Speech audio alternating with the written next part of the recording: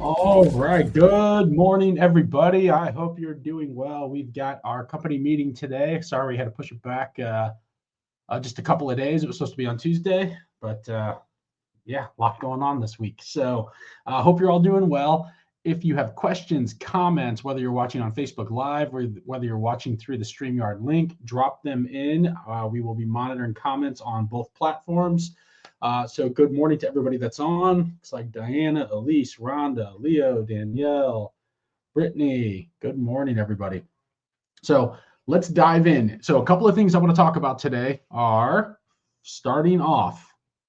Congrats. Month of January, we closed 55 transactions, sold 55 homes, almost $500,000 in compensation. Pretty cool. Almost $500,000 for the first month of January, $17.5 million in sales volume. So congrats to everybody. That's a great start.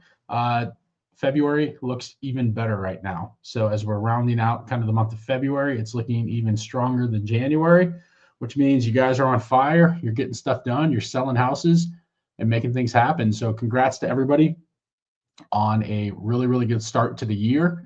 And we're hoping 2025, not hoping, we know 2025 is going to be even better. So let's take a look too at our top agents, top 10 for the by volume. This is for sales volume. January, not 2024, 2025, a little bit of an error there. So January 2025, we still have 2024 on the brain. But for the month of January, congratulations to our top 10 with Toika, Mike Luntz, and Casey rounding out the top 3 spots. So congratulations to everybody here. What a fantastic, again, fantastic month for many of you. And congrats to everybody that hit the top 10. Next thing we have here is growth share. Really, really good month. Brittany taking the top spot with $600 in growth share for the month of January. Chandra 400, Kevin 400, top 3 spots. So if you're unfamiliar with growth share, if you haven't heard of growth share, we give back to our agents that help grow our company $100 out of our $485 fee. We give back $100 of that to a sponsor agent that helped bring somebody into the company as a way to say thank you. So keep that in mind. If you're not getting growth share or unaware, give me a call. Let's talk through it. But I feel like we provide good support to our agents here, and there's no reason more people shouldn't be joining us. And so if you know anyone thinking about making a move, have them give us a call. Be happy to talk to them. But congrats to everybody on a really, really good month for growth share as well. All right, let's talk about some upcoming trainings real quick. First one we have here on Tuesday, we have Joe Doctor with Pillar to Post. He's going to be talking about how to utilize a pre-listing inspection to best position your listings. If anyone has not done or not familiar with a pre-listing inspection, it can be a really good way to set your homes up to win. And Leo just dropped the link there in the comments that feel free to click on that and register. We all know that inspections can be challenging to navigate through. We've all probably had deals in our careers where inspection or where the contract or the sale died because of an inspection. So if we can get in front of it and know what we're going to be kind of up against when the buyer does their inspections and maybe be able to take care of some of those things or all of those things prior to going on the market, might be a really good thing or a good resource. So make sure you tune into that one. That's going to be this Tuesday coming up, 9:30 via StreamYard, the same platform we're on right now. It will also be on Facebook Live as well. The next training we have is that same day, February 25th. At 11 o'clock, we have agent orientation. If you have not attended agent orientation yet, please do so. We go through Broker Sumo, we go through Bold Trail, we go through your website, we go through the systems that we offer within Network Global to make sure you know how to utilize them, making sure you're knowing how to utilize the compliance system, Broker Sumo. So if you haven't tuned into an agent orientation yet, make sure to jump on that.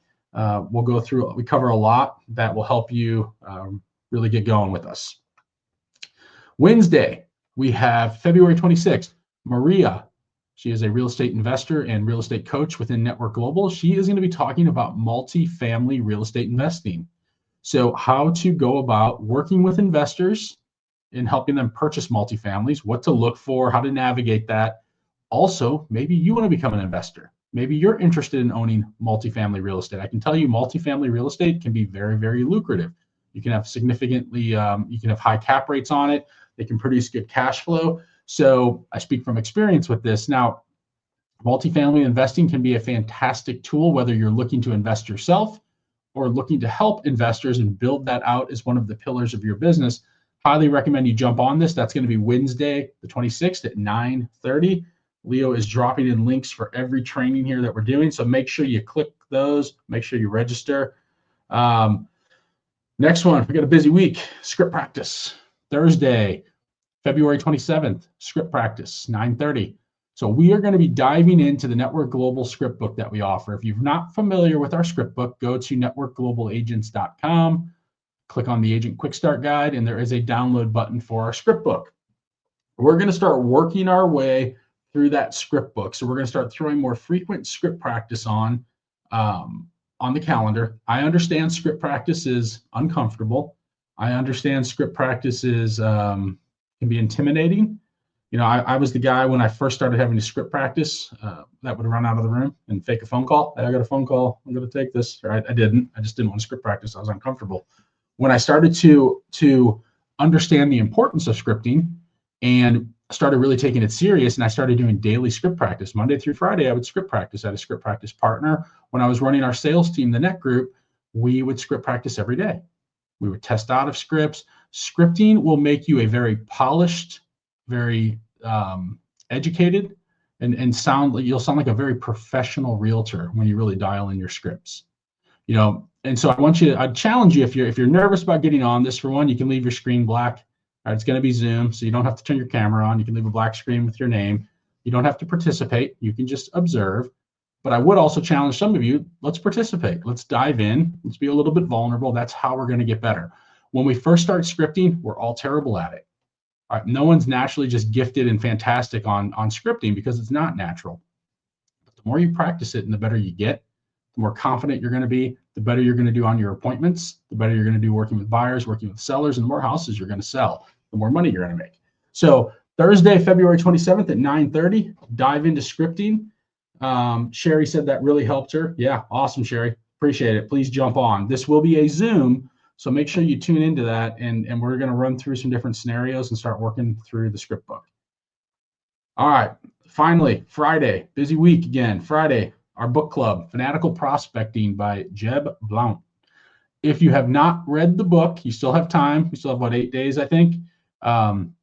This will be a Zoom as well. Make sure you tune into that. Leo did post a digital copy of the book. If you don't want to buy the book or don't have time to buy the book, you can use the digital version. He posted in the Facebook group yesterday. But again, this will be a Zoom. It's fun. We did one last month where we're talking through. We did uncommon accountability. We had a small group, but it was really cool, very insightful. We had a lot of good comments, things to share, a lot of good takeaways. So we'll be doing the monthly book club. We'll announce the next book for March on the 28th as well. So tune into that. Again, busy week, a lot of good stuff happening every Tuesday, every training next week, Tuesday, Wednesday, Thursday, Friday, all at 9:30, with the exception of the agent orientation is at 11. And Elise just said appreciate that. This has been a fantastic book. Awesome. Yeah, happy to hear it. I like it too. It's my second time reading it. That's why I put it on. I read it about a year or so ago. I really enjoyed it. And I think it really helps. So if you haven't read it, there is the digital copy that you can grab for free, or you can buy it on Amazon. It'll be here in a day or two, or be at your house in a day or two. So yeah, appreciate you saying that, Elise. All right. Well, anybody have any questions on that? If not, let's dive into a little bit of the market. Oh, one more. Never mind. Before we dive into the market, Growth Summit, April 2nd. This is an in-person event. This is going to be fun. We did something similar. We did our business planning success conference in September. For those of you that were with us then and attended that, it's an in-person event. We're going to kick it off around 9:30. We're going to set the formal hours here. We're going to start working on that in the next week or so. But roughly, we're going to start about 9 a.m. It probably will be an all-day event with lunch provided as well. It is in person at the St. Louis Association of Realtors. What we're going to be doing here, in addition to being able to network with your fellow Network Global agents, We're going to be having agent panels. We're going to be talking about different strategies to help increase your business. We'll probably have some tax strategy stuff in there. We'll have some guest speakers. We're going to have some social media people. We're going to have a lot of different agents at different levels of production talking about what's working well in their business. So it's going to be an all-day learning event. It's going to be super impactful. Highly recommend you sign up for it. Please, this is going to be a seating limited event. So we only have a certain number of chairs in the room. So make sure you sign up for it. Leo's going to post an Eventbrite link. Please sign up for it today to also give us an idea on attendance and the number of people that will be coming to it, so we can start getting ahead of that. But April 2nd, it's going to be here before we know it. It's just a little over, a month away, about 6 weeks away. So make sure you sign up for that one. Really excited about this. It's going to be a good time to meet agents, to meet your fellow agents, and learn a lot that day. All right, let's dive into the markets. Here's what Ramsey Solutions, Dave Ramsey, he's saying right now, we're going to talk a little bit about why it's a good time for buyers to purchase a home. Dave Ramsey is saying, even though interest rates are still high, it's a great time to buy a house. The higher interest rates have priced some buyers out of the market, which means you could face less competition when you make offers. Plus, if interest rates do eventually go down significantly, you can always refinance to get the lower rate. Right? It's the old adage of marry the house, date the rate. So what I would say here is that if your buyer is purchasing a home and they're going to struggle at the payment, we all know buyers typically get pre-approved for more than they feel comfortable spending. So if your buyer is in a position where they're not comfortable with their monthly payment now, and they're like, well, we could probably swing it for a year, then when rates come down, we'll refinance then. Don't let them buy the house, because what if rates don't come down in a year? All signs are indicating that rates will come down, but they could go up. And so we don't want to put buyers in trouble. So if they're stretching to buy the house, it might be a good idea to have a conversation with them and just talk and say, let's look at the financial scenario. Let's look at what this looks like if rates don't come down for a year or two or three. Chances are they will, but it's possible they couldn't, that they may not. So just think about that. So that's why the whole marry the house, date the rate, I'm not a huge fan of that scenario for that reason. I am if the person's fine. If they're fine and comfortable with their house payment right now, and it's going to be a bonus if and when rates come down, and then their payment's even less and they're comfortable with it, absolutely all day. But when we have buyers that are really stretching, we may want to just kind of guide them through that. That is also part of our, obviously it doesn't do us any good to somebody not to buy a house, because we're not making money, and also we're doing the right thing. And I firmly believe that if we do the right thing, we'll always have enough business. There's plenty of business out there. So just be thinking about that. Now, why consider buying right now? Because higher mortgage rates and winter weather equals less competition. Fear and uncertainty in the market equal opportunity. Sellers who need to sell equal more negotiating power. So what we see right now in this market, right now with higher mortgage rates, winter weather, right? Like not as many people are out. You really only have your serious buyers out looking right now. The people that go out and look at open houses because it's a nice warm day in the spring, they're not out looking at houses right now. The people that are looking at houses are your very serious buyers that need to get into a home. And so there is less competition from kind of the people that would consider moving if they found the right house. These are the people that are serious. Fear and uncertainty in the market. Is there fear and uncertainty in the market? I'd say a little bit, yeah. I think right now with the new administration in, things are changing, things are happening, things are being, different things are going on. So I think there is a little bit of fear, a little bit of uncertainty. What's the market going to look like in a year from now or 2 years, so on and so forth? Should we just rent for another year? There is opportunity there. And then sellers who need to sell, more negotiating power. Sellers that need to sell right now, fourth quarter, first quarter, two of the highest quarters of people getting relocated. So we see a surge of people moving in and out of the area during December, January, February. Typically, those sellers need to sell their house. So they might be a little bit more flexible on price because they need to get their house sold so they can get into their next house in whatever state they're moving to. And they might be a little bit more willing to negotiate. I would also say, go look at properties that have been sitting on the market for a little bit. If you see a house that's been sitting on the market, if your market right now is a strong seller's market and the house has been sitting for 30 days, those people might be more willing to take a lesser price. So there is some negotiating power there. with buyers. Now, the other quote here from Warren Buffett: "Be fearful when others are greedy, and greedy when others are fearful." We talked a little bit about that. There is a little bit of fear in this market, not knowing which way it's going to go. So there's always opportunity in that as well. Now, buying in the off season may feel less rushed. So look at long-term median days on market by month. January, February, March statistically have higher days on market than our spring market and summer market. And then you can look toward the fourth quarter and start seeing those days on market trend up as well. So it may feel less rushed if you get your buyers out looking at homes right now rather than waiting until June, July, things of that nature. So median days on market tend to be a little bit higher, meaning homes sit a little bit longer during this time of year, which could be a better opportunity for your buyers to go take advantage of getting a home. Also, let's look at chief economist of Bright MLS, Lisa. She says, during any given year, home prices tend to be at their lowest point of the year in January or February. Prices typically are lower during the winter because demand is lower. As a result, if you're looking to buy this year, it may make sense to do your home shopping in January or February when you may be able to get a better price. So we're rounding out February, as we know. This graph from NAR also supports what she had just said. Home prices are usually lower in the off season. The median sales price of existing homes, January 2024 through December of last year. Look here, January, the median price, this is nationally, keep in mind, $378,600, February $383,800, March $392,900. That price climbs with June being the highest, and then it starts to taper off again as we move into the fall market.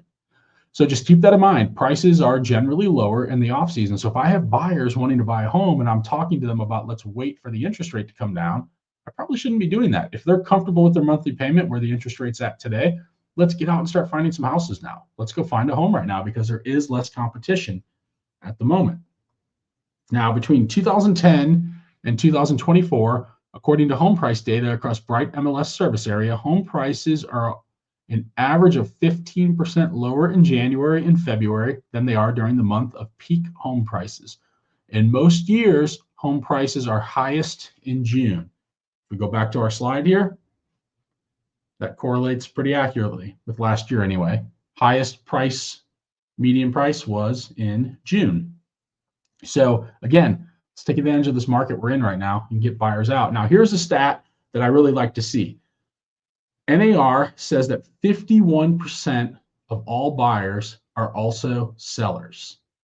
So think about that for a moment. If I go to an open house right now and I pick up a buyer, there's a 51% chance that they're going to have a home they need to sell as well, which means I get 2 transactions from that. If I generate internet leads and I talk to internet leads, 51% of my internet leads that I convert could potentially also have a home to sell, meaning, again, 2 transactions.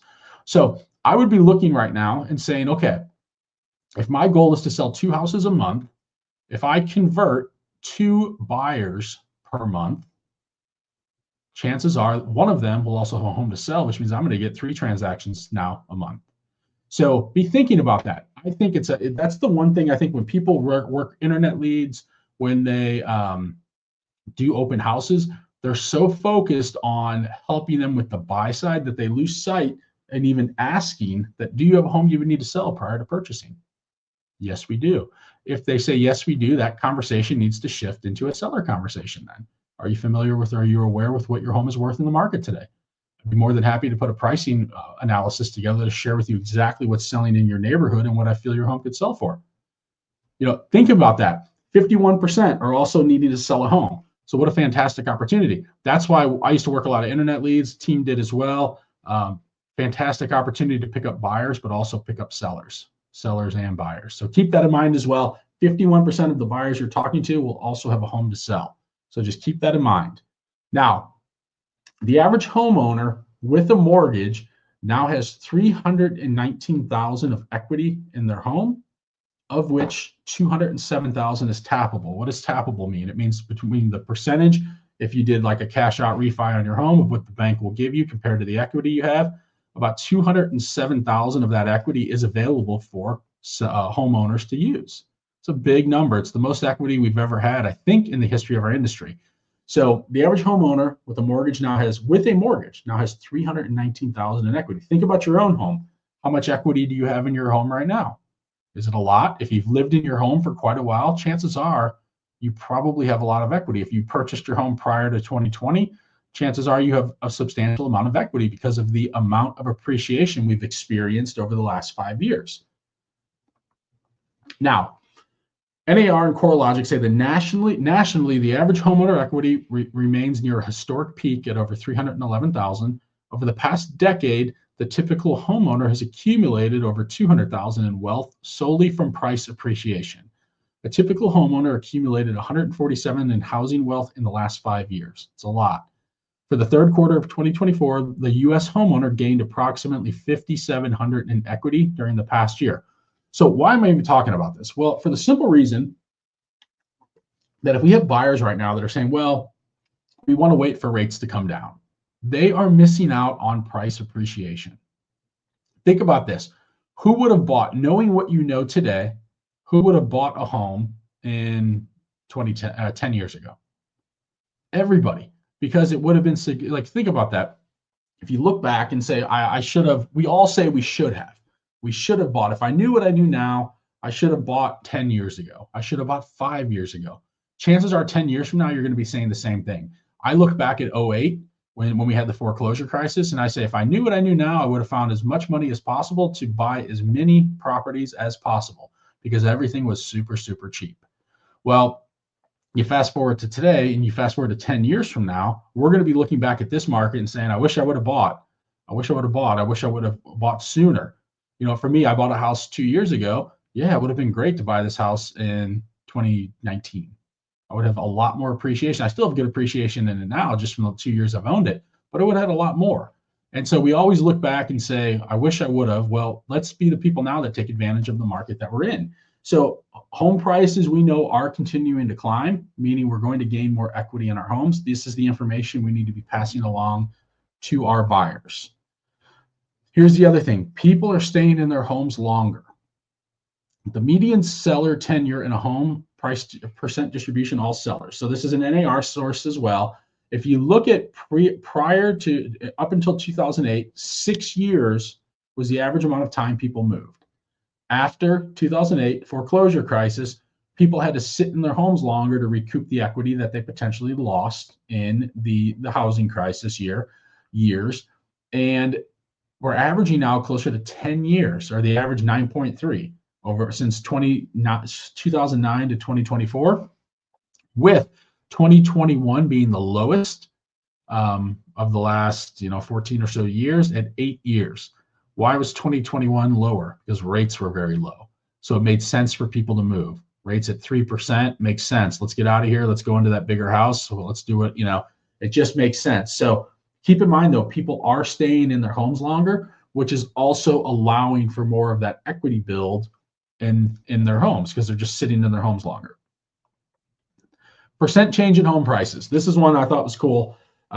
This is a statistic here. Look here, the national average for percent change in homes over the last 5 years is 57.4%. The national average. So that means nationally, homes have increased over the last 5 years by 57.4%. If you look at Missouri, we increased by 59.8%. Illinois, 50%. So look at some states. Florida, 74%. California, 46.7%. Montana, 76%. Massive amounts of appreciation in the last 5 years. It didn't look like this prior. So we've had a lot of appreciation in the last 5 years. What we're seeing now, though, is pricing appreciation is tapering off. We're not seeing double-digit appreciation like we were. We're back to normal levels, somewhere between 2 and 4% appreciation, and that's okay. That's what we need. We need home prices not to continue to climb at the rate they were because it is hurting from an affordability perspective. But I think this is interesting. I take a screenshot of this, let people know. Here's the other thing. There are so many homeowners right now that purchased prior to 2020 that have no idea the amount of equity they're sitting on. So what if you called them and said, hey, I just came across a statistic today that home prices in Missouri are up 60% over the last 5 years.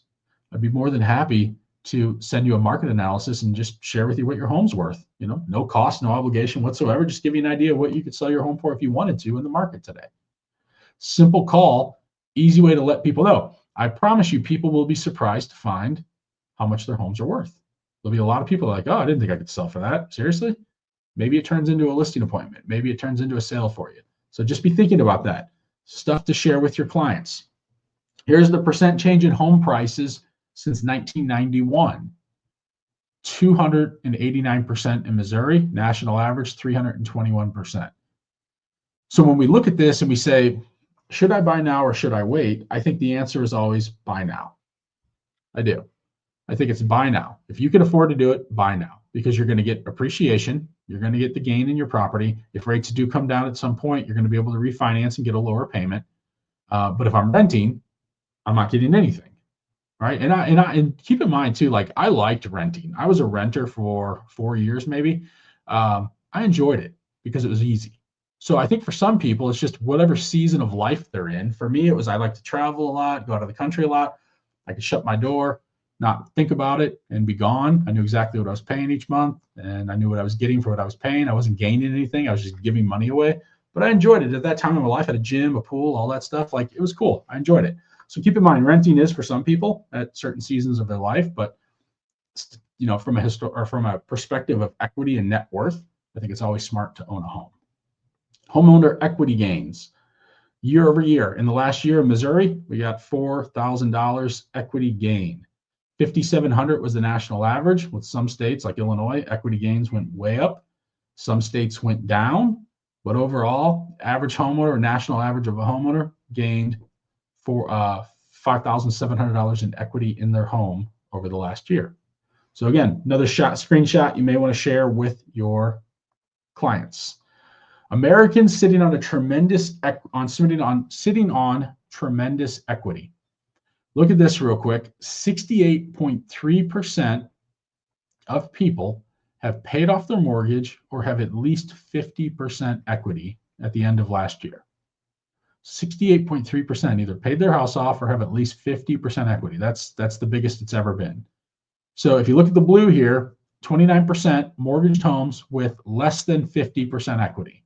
So 29% of homeowners have less than 50% equity. 31.7% have mortgaged homes with greater than 50% equity. And 39.3% own their home free and clear. So almost 40% of homeowners own their house free and clear. That's pretty impressive, in my opinion. I think it's huge. And I think the fact that almost 70% of homeowners in America either own their home free and clear or have more than 50% equity, it's pretty good. That's why owning a home is a way to build wealth. Here's what Redfin saying. We're shifting back to renting here. They say that in 2025, it'll be a renter's market. Many Americans will remain renters or become renters. While the cost of buying a home will increase, they're saying that rental affordability is going to improve. We expect the median U.S. asking rent to remain flat year over year. There will also be new rentals coming to the market. So they're saying it's going to get the rent. They're going to think more people will rent in the coming year because rent prices are going to start to flatten. And if you look here, let's look at our increase in rents from 1988 until today. They've climbed a lot. So the median asking rate, let's go to 2000. Let's go back even 2019. We were under $1,000 a month. Let's go to 2020. We're at about $1,000 a month. And now into 2024, we are over $1,500 a month. It's a big increase. It's more than a 50% or greater increase in rent. Redfin's saying that rents are going to level off and we're going to see more people renting. Also, part of that is going to be because of the amount of supply of rentals. If you live in an area right now, do you see apartment buildings going up everywhere? Where our office is in Chesterfield, apartments everywhere, more going up. The area I live in, apartments going up everywhere. There's a lot of supply coming in the rental market, which also means that prices are going to flatten because there's going to be a lot more supply than potentially there is demand. So again, just because Redfin says we're going to see it's going to be a rental market does not mean there's not great opportunity to help people wanting to buy and sell a home. Number of home sales, keep in mind that we talked about last month, is forecasted to rise this year, meaning more people are entering into the market. Many prospective home buyers fear the long-term consequences of renting, including 70% who feel they're not making a long-term investment in their future. They're giving away their money. That's like when I was a renter, I knew that. I was giving away my money every month. I pay my rent. It's not going to anything other than providing me a place to sleep and live. I'm not getting any gain from it. I'm not getting any equity. I'm not getting any kind of depreciation or anything like that advantage. I'm just giving my money away. So renters do realize that. And 72% who worry that rent increases could affect their current and long-term finances. That's the other thing. Rent increases typically go up. Even though Redfin's saying it's going to flatten, or they're anticipating rent to flatten this year, it could still go up. There could still be rent increases. And we know with our house, if we lock into our 30-year mortgage or 15-year mortgage, whatever the case may be, granted, taxes will go up, insurance costs could go up, but overall, for the most part, we're locked into a principal and interest payment for the duration of our mortgage. So we feel that our payment's probably not going to have a significant increase, although I know a lot of us that we talked about yesterday on the mastermind call, our insurance cost went up quite a bit. So it can happen, but overall, for the most part, at least your principal and interest will remain the same if you're locked into a fixed mortgage. And also, I like this stat too.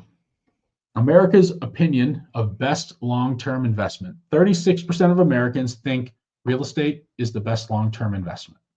22% stocks and mutual funds, 18% gold, 13% savings, 4% bonds, 3% crypto.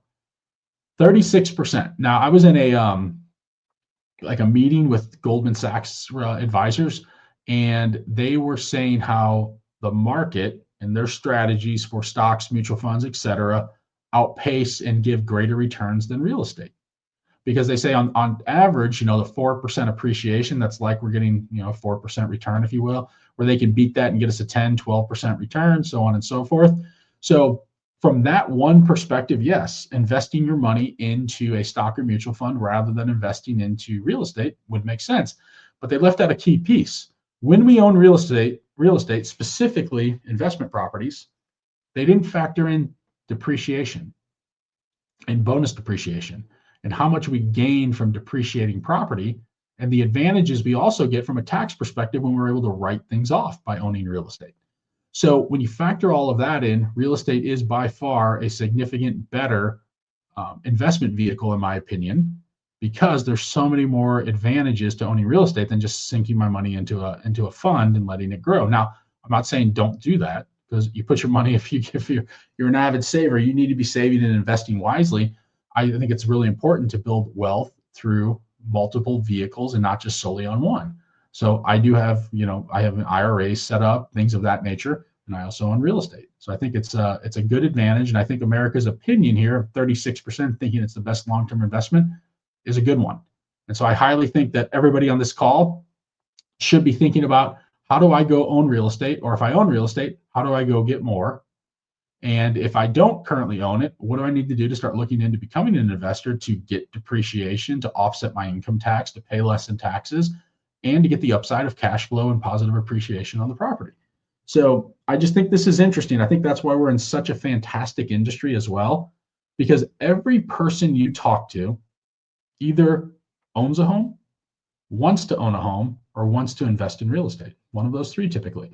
So every single person you talk to is a potential client that you can help, whether it's today or at some point in the future.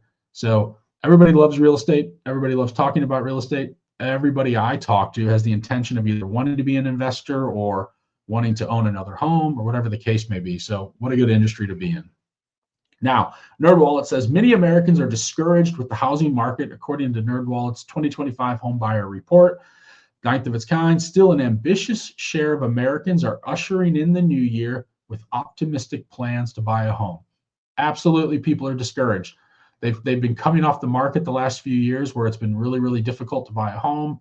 There's been limited inventory in a lot of markets. There's been high buyer demand, but they're still ambitious to enter the market and buy homes this year. Also, think about this. The bulk of your clients that were renting, their leases will come up this year, all right, unless they renewed in January. Most of the people, though, you talk to, their leases are coming up. Give those people a call. Maybe you had a conversation in March last year or April. They said, nope, we're going to wait until our lease is up and then we're going to buy something. And maybe you haven't spoken to them since that conversation. Call them today. Give them a call, see what their plans are, see if they're looking to renew their lease or maybe they're wanting to get out and take a look at homes. So just keep that in mind. There's plenty of opportunity out there for us to help everybody.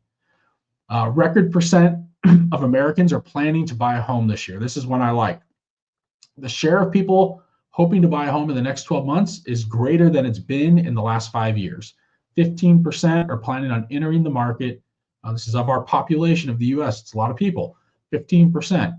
It's 4 points higher than it was last year. 4 points to 5 points, 6 points even higher than it has been the last 5 years. So keep that in mind. More Americans are entering the market to buy a home this year than the last 5 years. Fantastic opportunity to go help people. So keep that in mind. Let's go find those people. Now, here's my point that I want to end with.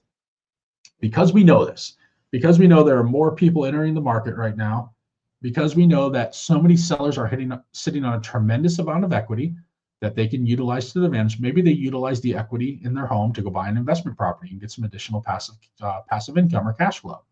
Right? There's lots of opportunity here for us to go help buyers and sellers and investors. So what I always say is conversations equal contracts. And what does that mean? That means the more people I talk to and have real estate related conversations with, the more money I will make because I'm going to be able to go help more people achieve or accomplish their goal of buying, selling, or investing in real estate. And so I need to look at the conversations I'm having. And this is the thing I always say. I have to know what to say, which means I have to script practice. I have to have enough people to say it to, which means I need a full pipeline or database of people. And then I just need to be prepared to say it enough times. So what does that mean exactly? I need a script. I need to have enough people. So if I don't have anybody in my database right now, let's say I move to a new county, a new city, new state, whatever the case is, and I know nobody there, right? So my database locally is 0. I need to go figure out ways to get people into my database. What can I do? I can go do open houses. I can go door knock neighborhoods. It's a little cold, I get it, but you could. I could start running ads, go into my Bold Trail account, start running internet leads, right? About $5 a lead. I can start kicking up a bunch of leads there. I can start having real estate related conversations with people that could turn into contracts. So what I would say is the market in a lot of regards is irrelevant. I'm a firm believer in this. I think that good market, bad market, 08 market, everybody said it was terrible. It was actually an awesome market for a home buyer. It was an awesome market for an investor because homes were very cheap. There was tons of supply on the market, so you didn't have to compete. Everyone says, maybe the market in 2020, 2021 was a great market. It was so easy. It was easy for sellers. It was very hard for buyers. So markets are just markets. There's no real good market or bad market. It's just a market, and markets are constantly changing. We're in a market now where it's a little bit different, where homes aren't selling as fast as maybe they were. Some are. I drove by an open house the other day.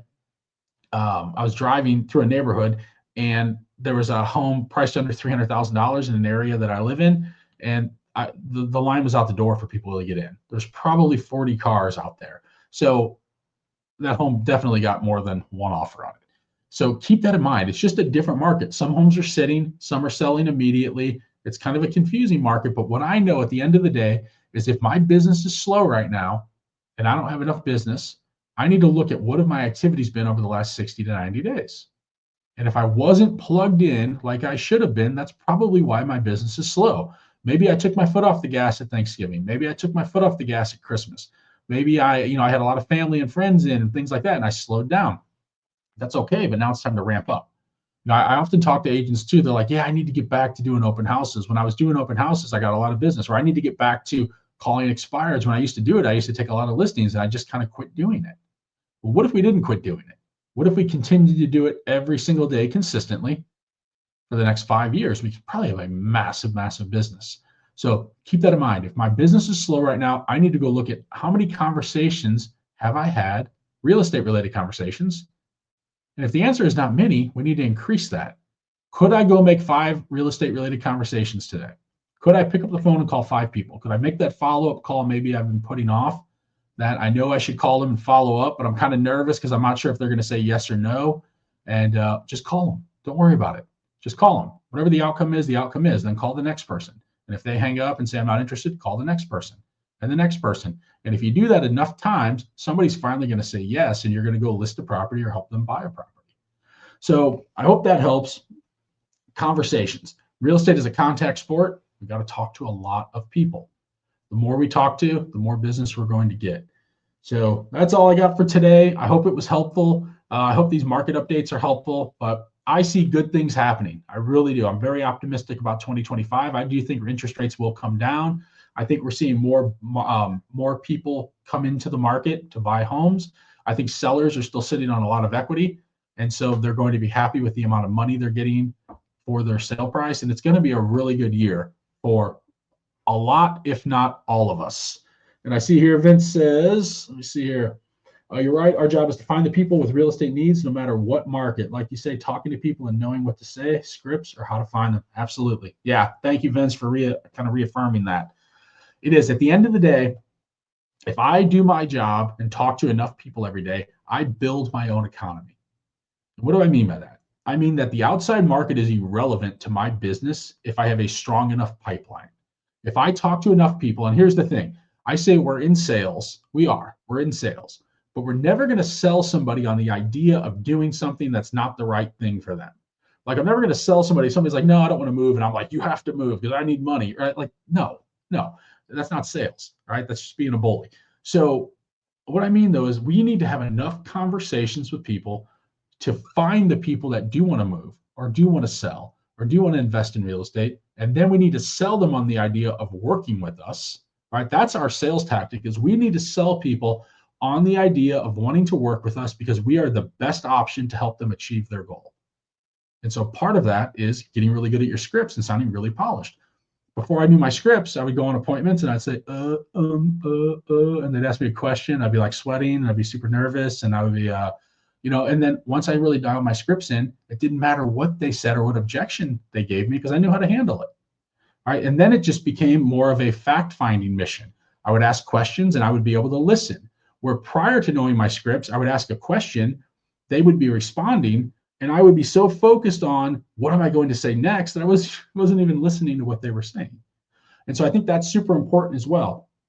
Let's go have enough conversations with people. And when we do that, just as Vince said, we're going to uncover the people that have a real estate need that we can help. And so I think that's really, really important. Keep that in mind. So if you're, again, script call, I'm really excited about the script call. Scripting is something we did every day. Honestly, we did it every day, Monday through Friday. And we just used to lead gen a lot on Saturdays too. So we would do it like 6 days a week, typically, for years, probably a decade. And so I'm really excited about the script call. I hope you all jump on, and then also make sure you jump on to the, or sign up for the Growth Summit. I think that's going to be really good. That's an in-person event. Keep in mind, our goal is to have quarterly in-person events like that bring a lot of impact. Like, my goal with anything I do is not to make it fluffy and like a waste of people's time.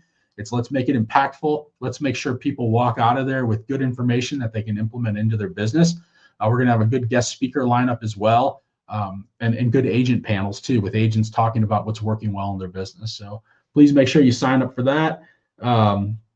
What else do we have here? So we got some comments rolling in. Thank you. Yes, appreciate that. Let's see. And Elise says, because I got licensed in 2021, I feel like I've been experiencing the real side of real estate over 2024. Yeah, definitely. All right. I agree. I think that I really agree with that. I think that for a lot of us, the market we experienced, 2020 into the last few years was not like a true real estate market. It was a different market than ever before. And we didn't have to really, and we haven't hit on this today, but we didn't really have to focus on listing skills all that much. We had to focus on getting the listing, but we didn't really have to focus on keeping a listing because we knew it was going to sell right away. We didn't really have to focus on pricing the home correctly because even if we priced the home in the realm of reality, it was probably going to sell.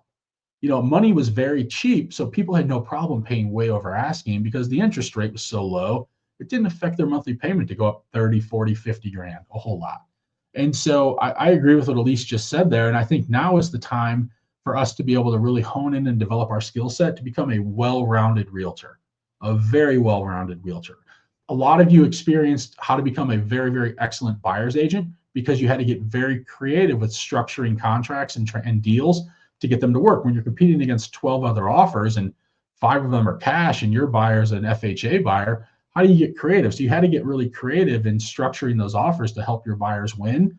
Now I feel like it's time for us to really focus on how do we become an excellent seller's agent? How do we keep listings longer than 30, 60, 90 days? Because if we get back to a market where it's like 3 months on market's normal for days on market, or 6 months, we have to be able to have those conversations with sellers to be able to educate them. And we touched on that a little bit yesterday on the mastermind call. Again, mastermind call will be in 2 weeks now. We're doing that every 2 weeks on Wednesday. So if you're didn't get to jump on that yesterday, please do. And if nothing else, let's just keep focusing today on, let's go talk to more people today. Pick up the phone, call your past clients, say hello. My favorite script is hi. Hi. That's all you have to say. Hi, how's it going? Right? Like people always say, what do I say to my past clients? You just say hello. Hey, just checking in. How's everything working out? Use the FORD acronym: family, occupation, recreation, dreams. How's the family? How are the kids? Did you go on any vacations this year? How was Christmas? Do you have any vacations planned coming up? How's work going? How's work? Are you still at wherever, whatever company? Yeah, we are. And then they're going to say, how's real estate? They always are. The call always turns into real estate when you ask them how work's going. How's real estate? How's the market? How are interest rates? How's this? How's business? How's that? It will turn into a real estate related conversation. And chances are, if you talk to enough of those people, one of them today is going to have a real estate need that you can go help. So hope it was helpful. Appreciate you all being on. Make sure you sign up for the trainings. If you're watching this later today, the recording, sign up for the trainings. And if you need anything, you can call, text, email anytime. Appreciate you all being a part of Network Global. We're going to continue to grow this year and have a lot of fun. So thank you, everybody. We'll talk soon.